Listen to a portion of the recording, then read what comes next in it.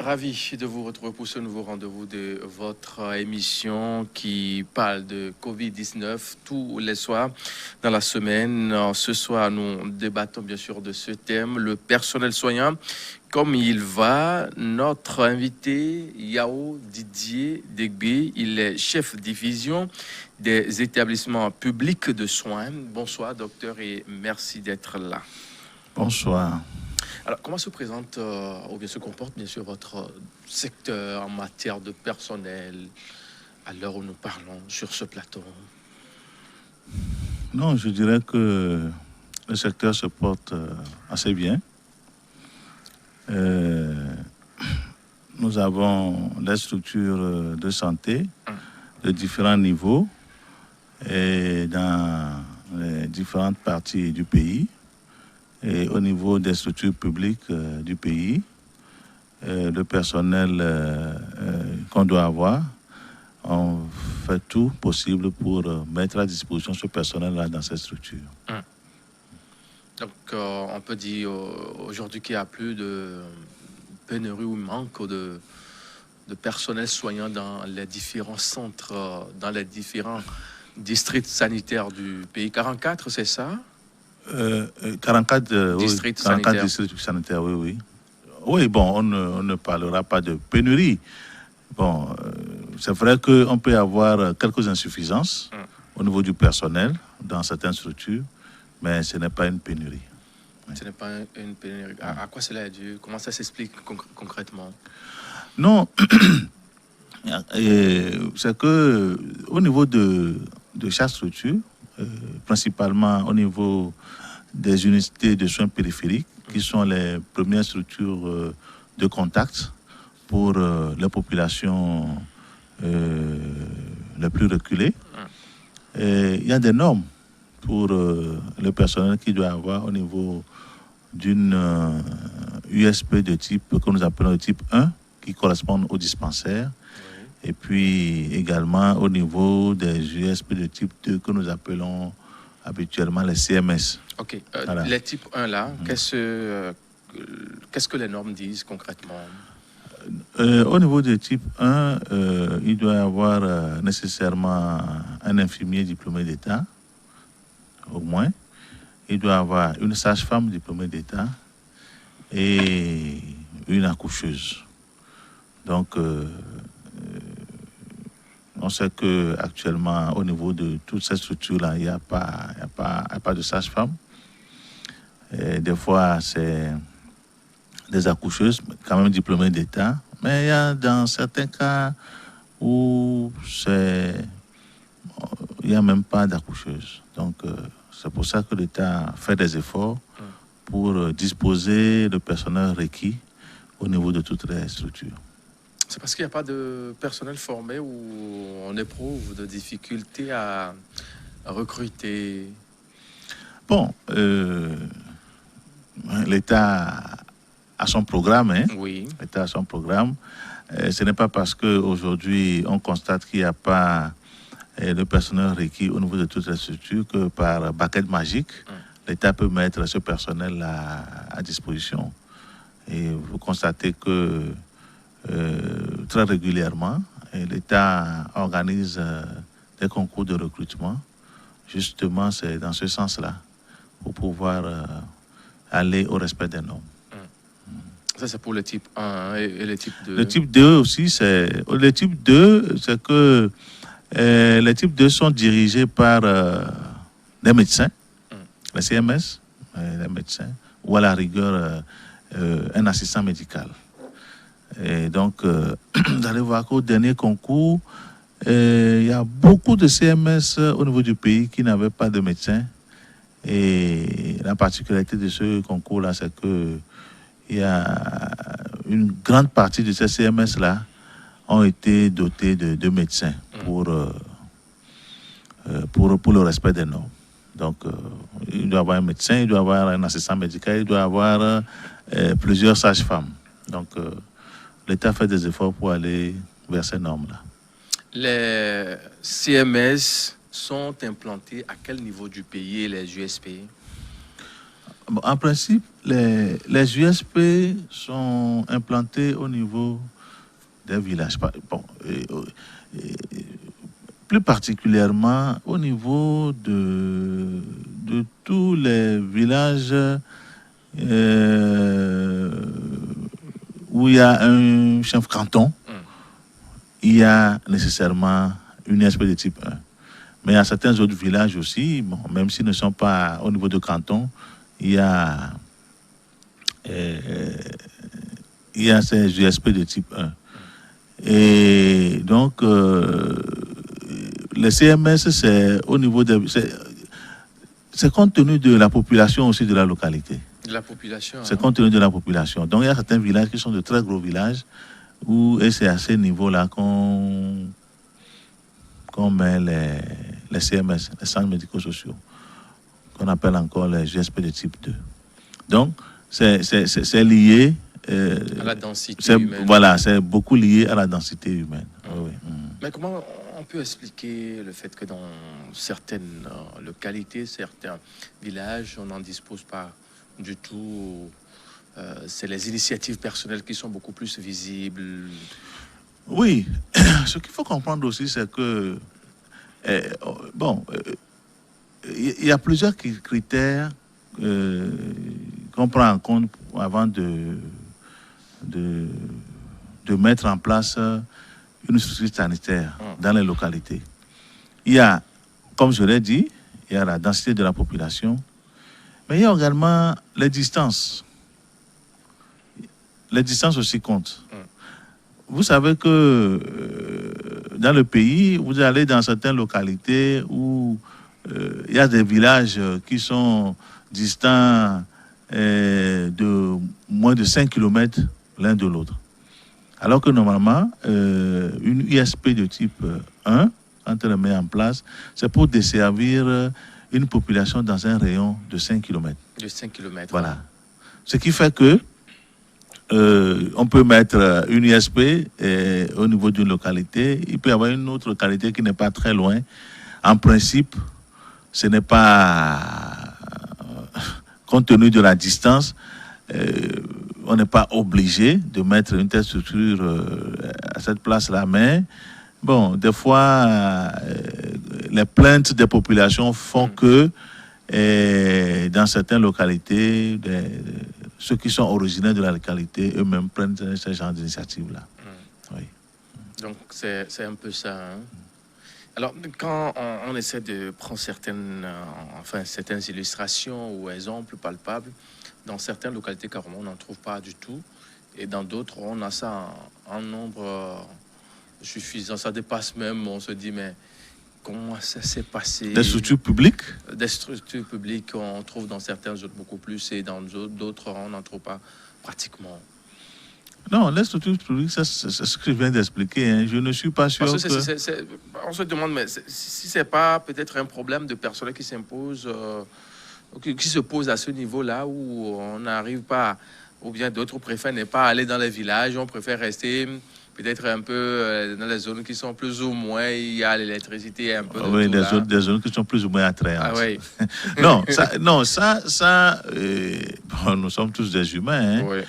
Et comme je l'ai dit, au niveau du ministère, l'effort est fait pour respecter les normes et pour que les structures soient disponibles pour que les gens puissent être pris en compte en matière de santé.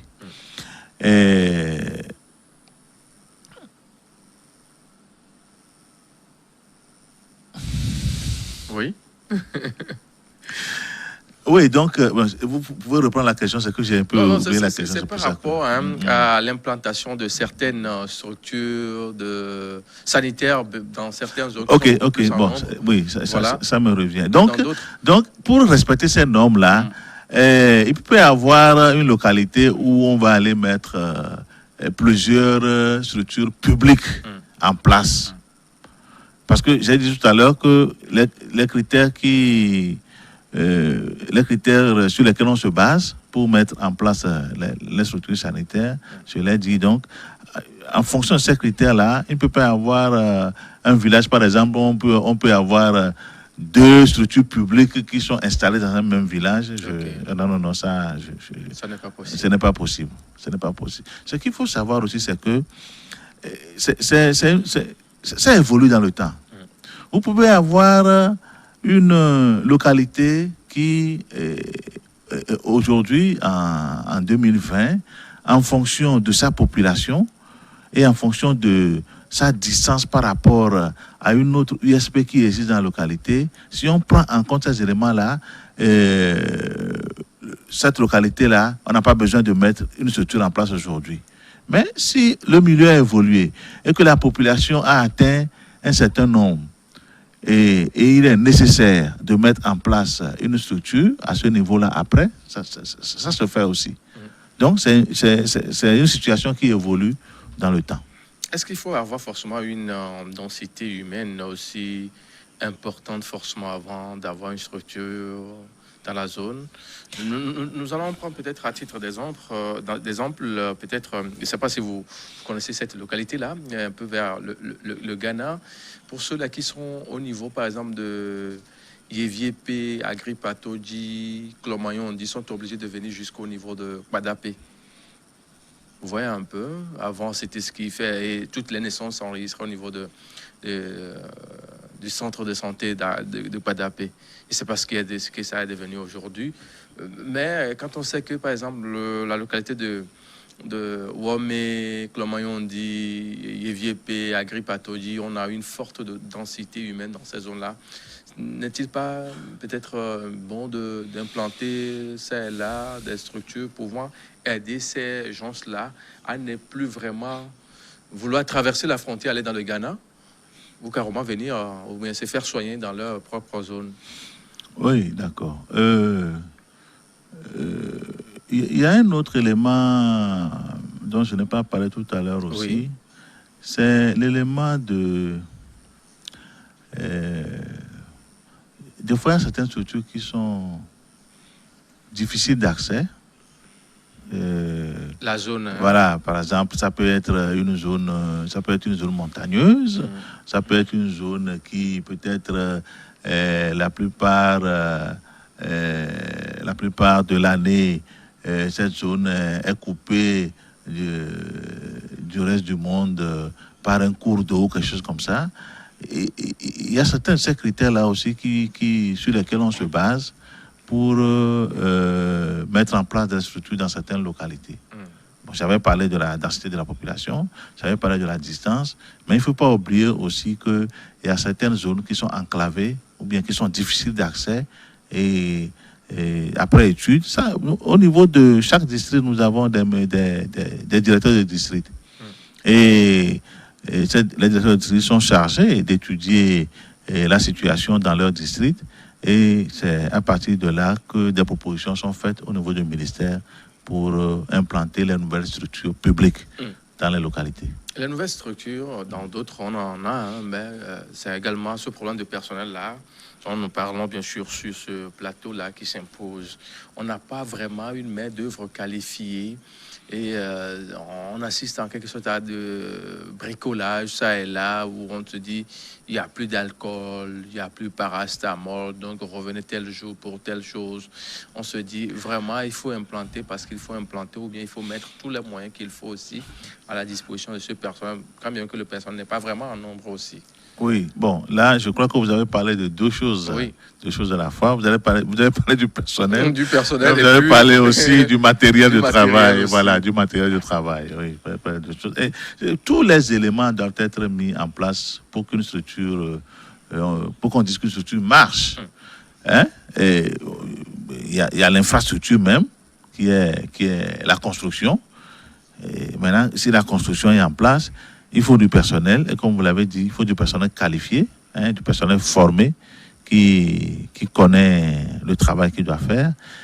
En dehors de ça, il faut le matériel et il faut les médicaments. Ce sont tous les éléments là mis en place qui permettent à une structure de vraiment fonctionner et de venir en aide aux populations qu'elle doit desservir. Donc, dans les structures publiques, l'État fait les efforts pour mettre en place le personnel requis. Parce que ça n'aurait pas de sens que l'État aille lui-même construire une structure en bonne et due forme quelque part et qu'on mette du personnel qui n'est pas qualifié. Des fois, quand la structure est mise en place nouvellement, peut-être les gens veulent être pris en charge, eux-mêmes ils peuvent trouver des gens à mettre là-bas en attendant que un concours soit organisé, que du personnel soit recruté au niveau de l'État et que ce personnel-là soit déployé. Et dans ce sens-là, je pense que l'État fait son effort. Donc, quand les structures qui sont construites par l'État, ces structures sont dotées du matériel requis en même temps. Du matériel requis en même temps. Il y a le mobilier et puis il y a le matériel, je dirais, matériel médical même, que la structure doit utiliser pour pouvoir faire son travail. Et donc, cette structure-là aussi, pour un départ, ces structures-là sont dotées quand même d'une certaine quantité de médicaments qui peut permettre à la structure de fonctionner. Voilà. Il faut dire quand même qu'il y a un grand effort qui se fait au jour le jour. Ça, on ne peut pas le nier. J'étais tout récemment dans la plaine de Meaux à Tindiassi, Diarpanga. Il y a un jeune là, j'ai oublié le nom du docteur, qui est le chef du district sanitaire de la zone là. C'est un jeune. C'est un jeune, très jeune. Très dynamique. Très dynamique que j'ai connu à l'université ici, qui a été affecté dans la zone, à qui j'ai posé certaines questions par rapport à ce qui s'est fait, bien sûr, en matière de prise en charge, surtout si le personnel est en nombre suffisant. Et les explications qu'il m'a données quand même sont vraiment fondées. Et ce qui se fait aussi dans cette zone-là, je pense que c'est déjà à saluer. Maintenant, nous allons nous intéresser à certaines spécialités dans tout son ensemble. Il y a ce qu'on appelle les médecins généralistes, les spécialistes. Est-ce qu'on en a vraiment un nombre suffisant quand nous prenons, par exemple, la cardiologie, par exemple, au Togo?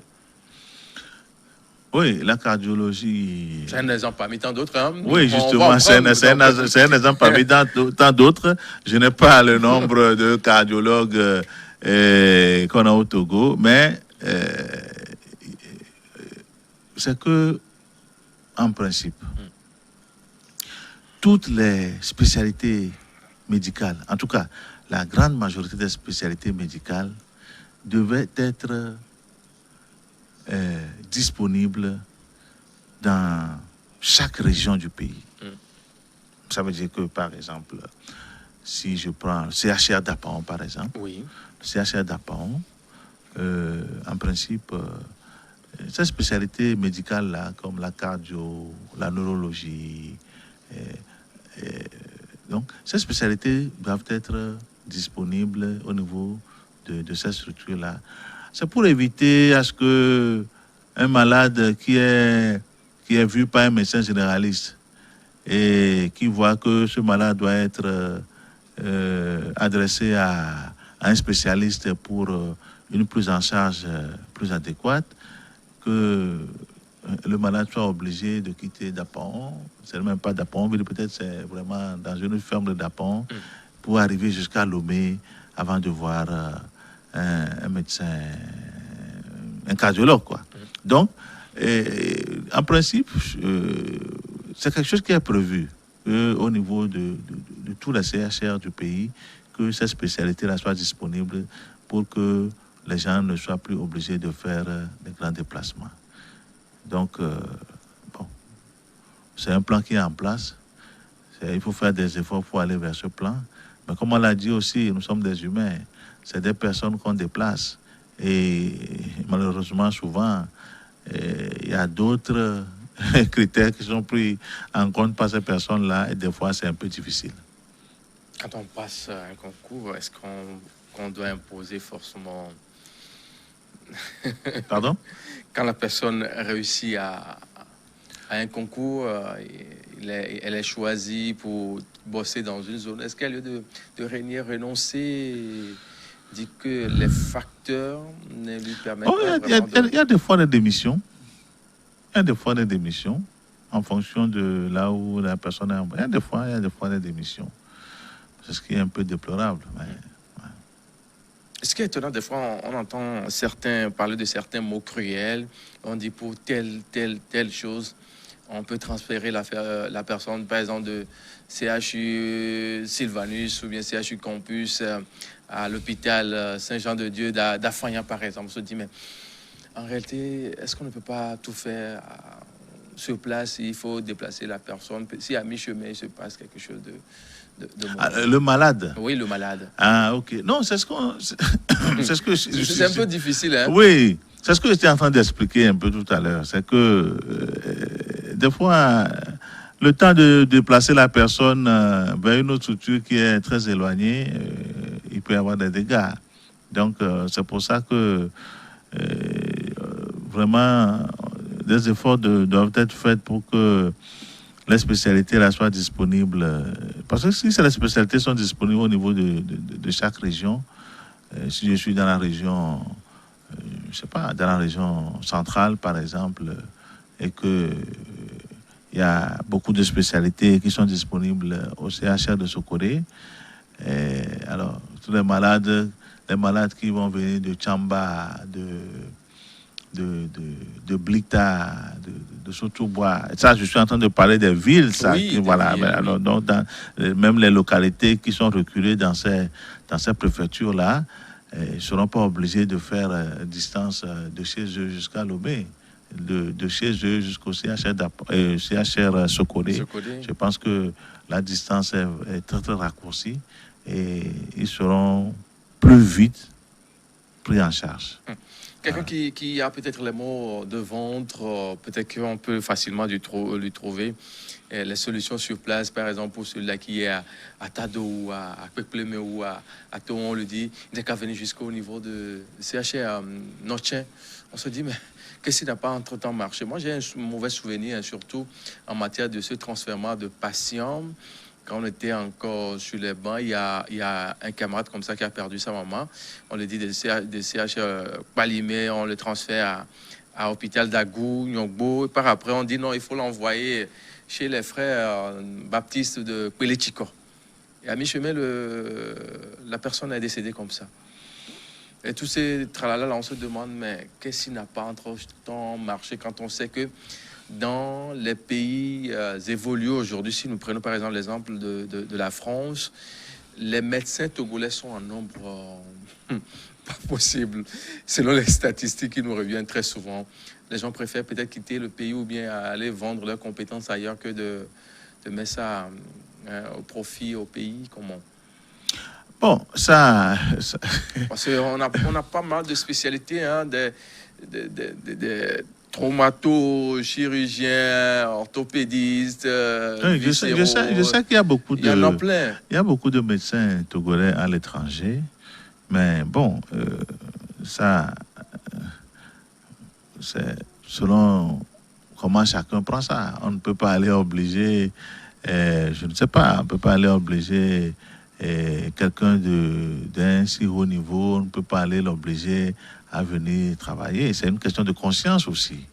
C'est une question de conscience. Il y a beaucoup de médecins qui ont été formés à notre université ici. Certains qui sont partis se spécialiser ailleurs, mais ils sont revenus parce qu'ils ont préféré venir travailler pour leur pays. Mais ceux qui n'ont pas voulu revenir, ils sont restés. Vraiment, on n'y peut rien. Mais peut-être que, je ne sais pas, est-ce que c'est les conditions de travail qui sont les seules raisons, ça je ne sais pas. Et peut-être qu'il faudra faire des efforts dans ce sens-là pour attirer les gens. Entre-temps, les conditions étaient quand même revues après moult manifestations. Oui. Ça va. Oui. Selon les statistiques du ministère de la fonction publique aujourd'hui, les deux coquilles pompent le budget du pays. Si ce n'est pas la santé, c'est l'éducation. C'est les deux corps qui pompent beaucoup plus, selon les statistiques publiées entre-temps. Est-ce qu'on peut dire quand même qu'il n'y a pas un effort qui est fait dans ce sens-là? Non, on reconnaît que des efforts se font. On reconnaît que des efforts se font, mais comme je l'ai dit, chacun a sa façon de voir les choses. Nous, on a choisi de travailler pour le pays. On souhaiterait que d'autres personnes qui sont à l'extérieur puissent revenir aussi travailler. Finalement, quel est le rôle que jouent les ASC? Les ASC? Oui. Bon, les ASC sont les agents de santé communautaire. Les agents de santé communautaire, on dit qu'ils sont les relais entre la structure de santé qui est dans leur localité et la population. Alors, on les appelle agents de santé communautaire. Ça veut dire que dans beaucoup d'activités qui sont faites au niveau des structures sanitaires,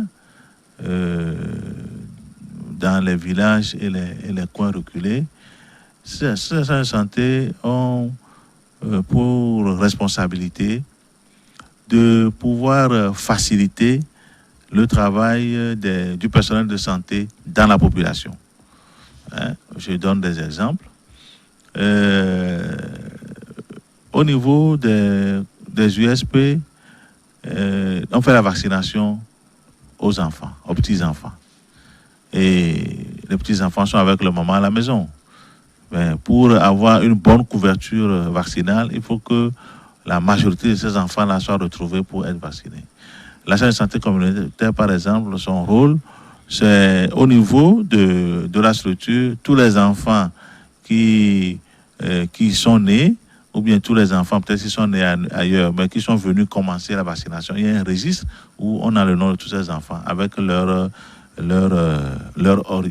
localité, leur mesure et tout ça. Donc, par exemple, les agents de santé communautaire, c'est d'aider le personnel à pouvoir retrouver ces enfants-là. Lorsque le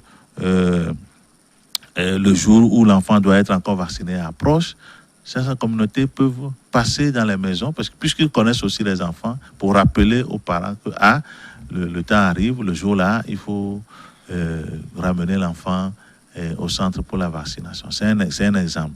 Des fois, il y a des campagnes qui se font. Il y a beaucoup de campagnes. Il y a des campagnes de distribution de moustiques, campagnes de distribution de médicaments pour certaines maladies. C'est la même chose. C'est les ASC qui sont le plus près des populations, qui connaissent les gens dans leur milieu, et ils aident beaucoup à la sensibilisation dans ces genres d'activités. Ils aident aussi à retrouver les personnes qui doivent être bénéficiaires de ces campagnes-là. Ils reçoivent quel genre de formation? Ils le font également? Oui, puisqu'ils n'ont... C'est sur place ou comment ça se fait, la formation? Les agents de santé communautaire sont liés à la structure du milieu dans lequel ils travaillent. D'accord? Et ils doivent être originaires du milieu. Ils doivent être originaires du milieu parce qu'ils doivent connaître toutes les personnes qui sont dans le milieu, et ça facilite le travail. Donc, ils n'ont pas de rôle technique en tant que tel. OK? Alors, si on veut faire une campagne, par exemple, et on dit, bon, la campagne là, c'est des enfants de tel âge à tel âge qui doivent être bénéficiaires. Donc, vous, votre rôle, c'est de passer dans la maison, de recenser tous ces enfants-là. Bon, on leur fait une petite formation au niveau de la structure et ça leur suffit largement pour faire le travail. J'ai posé la question parce que j'ai assisté à un fait où je me suis dit, mais apparemment, ils sont très bien acceptés dans leur zone, que même vous qui êtes des spécialistes du domaine, parce que quand le docteur parlait, arrivé à un moment, on le regardait comme ça, quand même que le docteur maîtrise la langue de la localité, s'exprime dans cette langue, on le regardait, arrivé à un moment, on passe la parole à cet agent de santé communautaire. Mais quand il parle, c'est comme si c'est le dieu, quoi, le petit dieu de la localité. Et je me suis dit, bon, finalement, eux, ils sont beaucoup plus auprès des populations. C'est ça qui explique cet état de fait où ils ont une formation aussi à part que ce que vous faites ou comment? Donc, Non, j'ai non, posé non, la c'est ce qu'on question. dit. Ils n'ont pas de formation à part. Et c'est au cas par cas, en fonction de ce qu'on va faire et quels sont les rudiments qu'on doit leur transmettre pour qu'ils puissent jouer leur rôle. C'est tout. Mais comme on l'a dit, les agents de santé communautaire sont choisis dans les communautés à partir de certains critères. Comme je l'ai dit, par exemple, on ne peut pas venir prendre quelqu'un qui n'est pas du tout connu dans le milieu et le nommer agent de santé communautaire. Lorsqu'il s'agira d'aller dans la communauté, de faire le travail, il peut y avoir des blocages. Donc, c'est surtout des personnes qui sont reconnues dans leur localité, qui sont vraiment un peu leaders aussi, quoi. Ouais, un peu leaders aussi, les gens que les autres écoutent souvent. Donc, c'est ce genre de personnes-là qu'on choisit comme agent de santé communautaire. Parlant bien sûr du personnel soignant comme il va dans cette émission de ce jour, il y a un fait qui défraie un peu la chronique, c'est que à part les hôpitaux publics, nous prenons par exemple, puisque c'est les centres de santé, enfin l'hôpital de référence que nous avons dans le pays, CHU Campus, CHU Sylvanus Olympio, la plupart de ces médecins qui travaillent ou bien assistants ont à côté leur propre clinique, dispensaire et autres. Et le constat est clair aujourd'hui, quand vous allez bien sûr à ces genres de consultations, on vous dit, ah bon, vous savez monsieur, pour telle chose, le médecin soignant qui devait prendre votre problème en considération n'est pas là. Et le mieux, on vous donne un numéro sur lequel vous pouvez pas facilement joindre la personne. Et comme ça, on vous fixe un rendez-vous dans une clinique. On préfère plutôt travailler dans le privé que... on a de la peine à comprendre la chose dans tout son ensemble. Et ça, on a vu avec certains, je pense que peut-être d'ici peu, les parlementaires togolais arriveront juste à cette étape aussi de la chose, comme on l'avait vu au Bénin entre-temps, où le président avait demandé, si vous voulez travailler pour le pays, travaillez. Si vous voulez travailler dans le privé, optez pour le privé. Bon, donc en principe, au niveau... Au niveau de notre ministère, il y a... Bon, je ne dirais même pas le ministère. Au niveau du pays, il y a des lois qui régissent... Est-ce que c'est appliqué, les lois? Ouais, Oui, mais alors, l'application... je voudrais revenir d'abord sur la loi avant d'aller sur à l'application. son application. Parce que c'est votre domaine. Si on dit vous êtes bien sûr chef division des établissements publics de soins. Oui, alors... S'il y a quelqu'un aujourd'hui alors, doit s'attaquer, c'est vous. Non, on ne va pas s'attaquer. Non, c'est une façon de parler en fait. La personne la mieux... placé, indiqué à qui on devait poser cette doléance, oui. c'est vous. Oui, donc je suis en train de dire que le code de la santé est clair là-dessus. Quand on est fonctionnaire de l'État, on ne peut pas en même temps avoir une structure privée dans laquelle... Enfin, une structure privée en son nom, dans laquelle on exerce. Parce que le métier de médecin, c'est quoi? On dit quand tu veux avoir une structure privée, on ne refuse pas que tu aies ta structure privée. Mais il faut que tu sois là, à temps plein, pour pouvoir t'occuper des gens qui viennent vers toi. Est-ce que vous comprenez? Oui. Donc, on ne peut pas, quand on est dans deux structures à la fois, on ne peut pas être là à temps plein pour s'occuper des gens. Donc, c'est ça qui fait que la loi est claire là-dessus.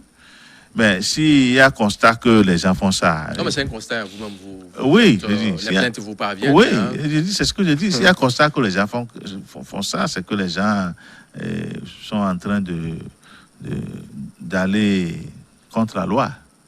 Et actuellement, au niveau de notre direction, puisque notre direction, il y a la division qui s'occupe du secteur public Et il y a une autre division qui s'occupe du secteur privé. Et donc, des efforts sont en train d'être faits pour assainir un peu ce qui se fait dans le pays. Ça veut dire quoi? Et avant, il y avait certains médecins qui sont dans le public, qui sont fonctionnaires, mais qui introduisaient des demandes. Il y a certains qui sont fonctionnaires. Au niveau de la direction, on n'est pas informé qu'ils sont fonctionnaires parce qu'on ne connaît pas tous les médecins qui sont dans la fonction publique. Et des fois, on donne des autorisations à des gens avant de se rendre compte que c'est des fonctionnaires. Et donc, qu'est-ce qui s'est fait après? On lui annule ça ou... Oui. Actuellement, ce qui se fait, c'est que quand les demandes arrivent, avant d'aller à l'autorisation, des enquêtes très sérieuses se font. Je peux donner des exemples.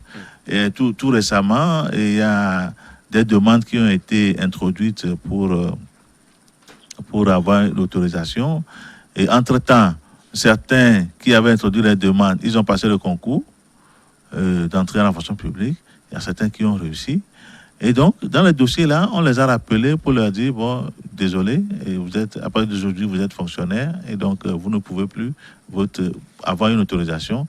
Et les gens ont été obligés c'est un autre médecin qui n'est pas fonctionnaire, qui a repris tout le dossier et l'a reconstitué pour que l'autorisation puisse lui être donnée. Est-ce qu'il y a vraiment changement? C'est comme si dans notre domaine comme ça, je travaille par exemple pour l'État et puis je fais la demande d'autorisation pour avoir une chaîne de télé ou radio, on me demande ça. Avec peut-être un confrère de la boîte, ça peut vite se faire. Et puis bon, l'essentiel c'est qu'on ait la structure maintenant. Non, mais si on donne une autorisation, on donne l'autorisation en ton nom. Pas forcément à mon nom. Non. Mais quand on donne l'autorisation, et c'est bien stipulé que la structure là, ça appartient à telle personne, ça c'est un problème juridique, après vous-même vous allez gérer ça. Mais ça, nous, le dossier qu'on a, on sait que ce dossier appartient à telle personne. Si en dessous, c'est un arrangement que vous avez fait, et que si la personne a un papier en bonne et due forme qui dit que la structure c'est pour lui, et après, en dessous, vous faites autre chose, ça ne regarde pas l'État. L'État a donné l'autorisation à une personne physique.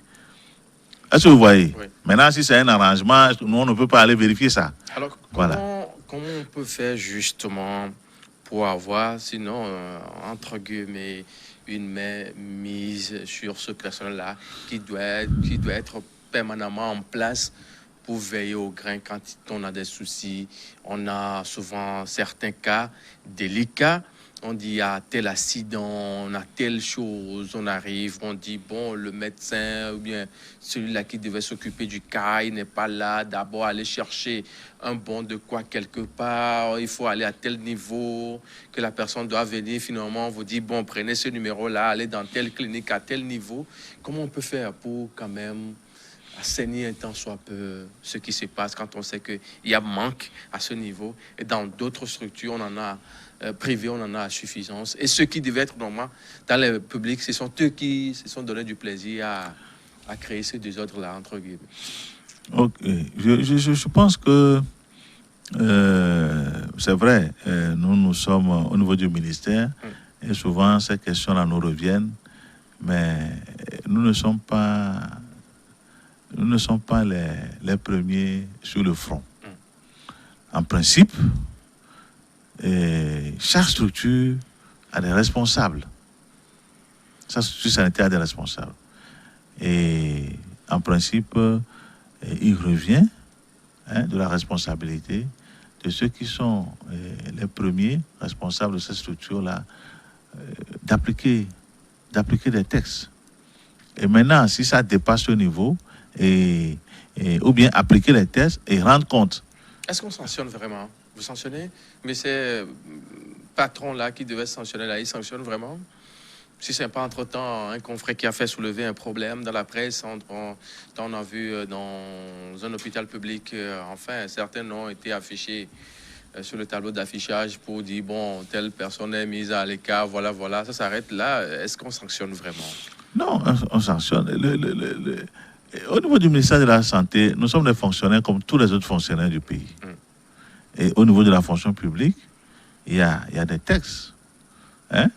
Il y a des textes qui expliquent les sanctions qu'on peut infliger aux fonctionnaires en fonction de la faute commise. Et en principe, ces textes-là, en tout cas, moi, je ne peux pas doiter quelqu'un, mais je sais qu'au niveau du ministère, il y a beaucoup de dossiers qui sont arrivés au niveau du ministère où l'autorité a pris des actes. À l'encontre de ces personnes-là en fonction des fautes commises. Voilà. Parfait. Nous allons cette fois-ci jeter un coup d'œil sur les chiffres publiés, bien sûr, à la date de 6 juillet 2020.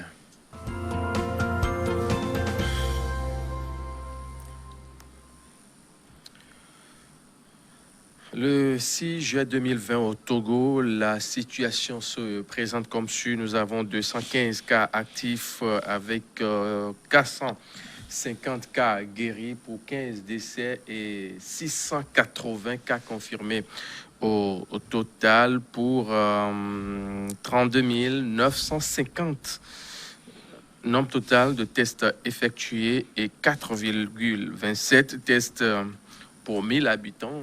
Quand on fait un test pour 1000 habitants, on a à peu près 4,5 personnes testées positives. Pour 100 000 habitants, ces 14 derniers jours, nous avons 4,15. Voilà un peu comment se présente la situation au Togo à la date, bien sûr, du 6 juillet 2020. Docteur Digbe, voilà un peu, on a dit aucune des 51 personnes testées n'est positive. Le nombre total, bien sûr, des cas positifs à 680. Donc, on a enregistré 3 nouveaux guéris dans cette journée, bien sûr, de 6 juillet 2020, et qui porte, bien sûr, à 450 le nombre total de patients guéris de COVID-19 au Togo. Ce qui veut dire que on n'a pas eu un cas positif dans la journée. Oui, toutes les personnes qui ont été testées hier, heureusement, personne n'est revenu positif. Ça veut dire qu'on n'a pas trouvé le Covid-19 sur les personnes qui ont été testées hier. Ouais. Et nombre de guéris, 450. C'est quand même la bonne nouvelle. Oui, ça nous réjouit que on trouve ces derniers jours, on a encore trouvé moins de cas, alors que tous ceux qui étaient infectés par le virus, beaucoup de personnes continuent à guérir. C'est ce qui donne ce grand écart là maintenant entre les personnes guéries et les personnes actives, c'est-à-dire les malades et ceux qui on a trouvé le coronavirus mais qui sont asymptomatiques. Voilà. On se réjouit de ça. Mais avec la reprise des classes, on s'était dit, mais bon, on peut quand même voir autre chose que ça. Mais Dieu merci, ça. Oui, c'est pour ça que j'ai dit, on se réjouit. Et pour la zone franche, par rapport à une structure là, une entreprise là, dans laquelle on a testé des gens positifs, je pense que le mal est circonscrit. Oui, enfin, par les médias, j'ai appris aussi que cette structure a été... Ah bon, c'est nous qui vous informons finalement. Oui, mais c'est votre rôle, non? C'est notre rôle. Ah oui. Mais vous êtes censé également nous donner les informations. Non, mais il y a des choses qui peuvent se passer. Qui vous échappent. Oui, ça veut dire des choses qui peuvent se passer. Non, nous sommes au niveau du ministère, mais ça ne veut pas dire que toutes les informations sont partagées au jour le jour. On peut apprendre aussi des choses par les médias, c'est pas une mauvaise chose. Non, c'est notre rôle. Voilà, mais... On cherche des informations au jour le jour. Ça va à votre honneur. Donc, donc comme je le dis, bon, il semble que la structure a été carrément fermée. Fermée. Voilà, donc, bon, ça c'est les structures, ça c'est les mesures qui sont mises en place pour pouvoir contenir plus ou moins la propagation du virus. Donc, je pense que c'est pas seulement au Togo, hein, il y a dans d'autres pays aussi des situations comme ça se sont présentées, Oui. et c'est la même chose qui a été faite. Alors ceux qui ont été testés positifs, on a pris les mesures habituelles qu'on prend pour prendre en charge ces personnes-là, et les autres sont à la maison en attendant que la situation vraiment situation se décante au niveau de cette structure-là, et après les gens peuvent reprendre le travail. Ouais. On parle aussi de 92 Togolais qui ont été rapatriés hier, le 6 juillet 2020 au pays. Peut-être que les tests se feront et on aura une idée claire. Hein. Ça, c'est sûr.